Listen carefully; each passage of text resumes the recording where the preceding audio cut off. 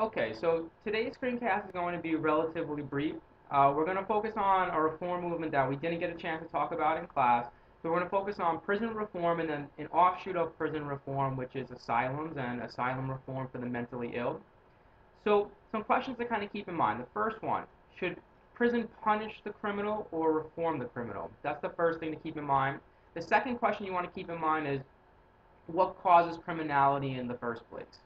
Um, so when you look traditionally in not only American history, but in the history of the world, and you look at prison and the function of prison traditionally is to punish somebody for what they've done. And so you can think of like it conjures up images of dungeons in the Middle Ages, and kind of like lock somebody up, throw away the key, and it's a punishment for a crime that you've committed.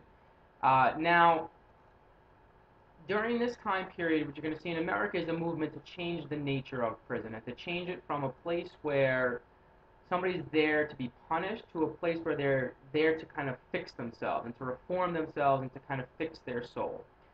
Now, where is this whole idea coming from? Well, what you should be able to see is kind of the link between the Second Great Awakening and their idea of reforming your soul, being born again as a Christian in evangelical Christianity, and then again applying it to the reform movement, applying it to prison and criminals. So they're going to say a criminal, well, they can fix themselves, they can reform themselves, they can improve, just like in temperance you can take a pledge and not drink alcohol anymore. Same thing applies here to the prison movement.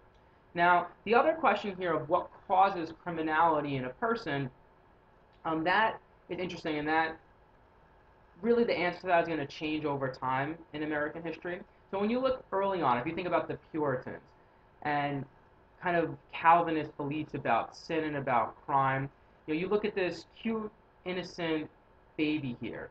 Now, to a Calvinist, he's a born sinner. You know, it is human nature to sin, and it's human nature to do the wrong thing. And religion is what's supposed to kind of keep you from committing these sins. And so it's kind of inherent. They believe it's inherent in people to commit crime and not necessarily to commit crime, but to have sin, which maybe potentially could lead to crime. And so for them, laws are there to kind of keep people in line, to keep them following the scriptures and following God and following religion. Now, there's new ideas that are starting to kind of come out there about what causes criminality and how you should deal with criminality. So the big thinker that you want to remember as far as um, crime and prison and punishments for crime is an Italian Enlightenment philosopher. His last name is Beccaria. Cesare Beccaria is his full name. Now, Beccaria kind of comes up with a lot of these ideas about what causes criminality. And he's going to kind of put forth these ideas that it's not inherent in the person, it's more kind of environment that causes a criminal to be a criminal. And I think that's something that's very common in modern people's beliefs about what causes a criminal. We'll say it's the neighborhood or it's how they grew up or where they grew up, and then that kind of pushed the circumstances towards them being a criminal. Before, people might make the arguments, and still in this time period, they make the arguments that it's genetic or it's something about the person themselves, and that every person is inherently flawed, and that's why they commit crime. Now, he's also going to kind of put forth these ideas about punishing people for crimes. And America, being, kind of birthed in a way from the Enlightenment and kind of taking a lot of ideas from the Enlightenment, are going to take some of his ideas as far as punishment. And you see that in our Bill of Rights when we say that there's no such, you can't have cruel and unusual punishment. That's straight from Beccaria and his ideas about punishment. And so what you see in prison reform at the time is kind of more of a movement towards reforming and not necessarily punishing people for crimes, but trying to fix them and reform them back into society. And so what you see is the modern day penitentiary system really start to develop in the 1820s, 1830s, and 1840s. And so these are huge facilities where criminals can be, in a sense, kind of isolated from one another to a certain extent. And the whole goal here is not to just put them in a cell and, make them feel punished for the crime that they've committed. The point here is to fix them, is to kind of fix them and then reintroduce them into society after they've paid their debt for their crime. So there's an element of punishment to it, but the overarching thing is to kind of reform them.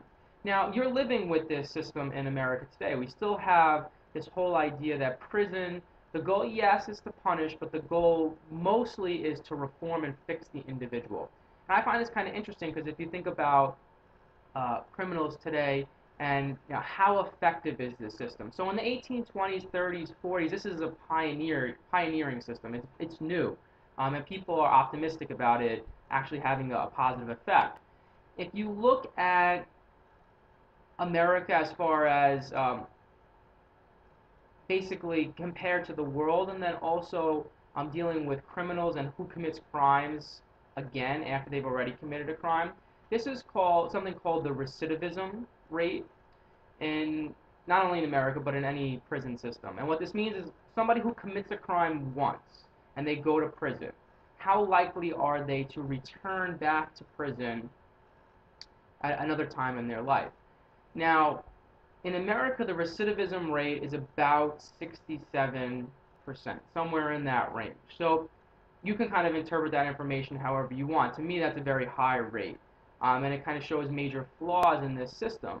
Um, and so you see kind of the infancy of it here in the antebellum period, and we kind of are living with the tail end of this whole idea of prison as reform, and maybe it's not working the way that they hoped it would have.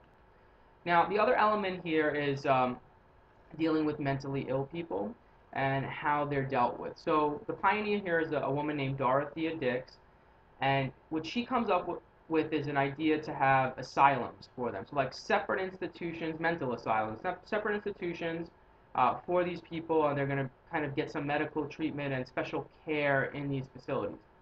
Now, before this, what they would do is kind of really treat them horribly, almost treat them like animals. Um, and like chain them in places and just um, horrific conditions. So she thought this would be like a big improvement to kind of bring them to these mental asylums, create these special facilities just for them where they can get the care that they need and all of the help that they need. And what you've seen in the modern age is a move away from kind of these mental asylums as much as they possibly can. Because in the modern age, a lot of people associate this as almost being cruel, like you're shutting them off from society, and anybody who can be integrated into society to any degree, they feel like should be. Like the least restricted environment is kind of the mentality of, you know, modern Americans. So again, when you look at these movements, they're very big into reforming people, trying to fix them, and I do think there's a big connection between the reform movements we talked about before, and of course, the Second Great Awakening. You see all of that kind of molded into prison reform as well as asylums and reform for the mentally ill. So when we come back in class, we're going to kind of move into the big reform movements that you're going to see during the era. These other ones, temperance and prison and mentally ill, those are substantial reform movements. But the ones that really dominate, or the one that really dominates, is abolition, the fight against ending slavery, and then women's rights really gets its birth out of the abolition movement. So we're going to talk about those two big reform movements on Monday and Tuesday. All right, so enjoy the rest of your weekend, and I'll see you guys in class on Monday.